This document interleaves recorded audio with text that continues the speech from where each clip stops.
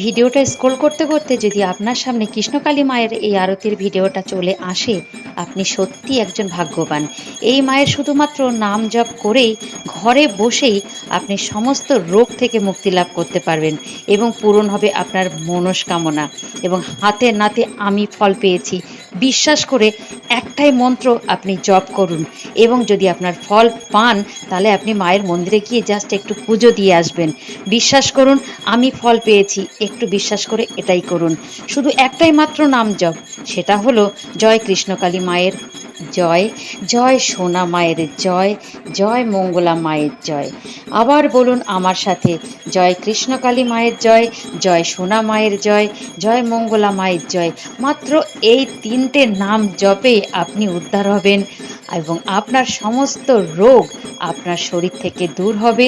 এবং আপনার যেটা হবে সব থেকে বড় কথা,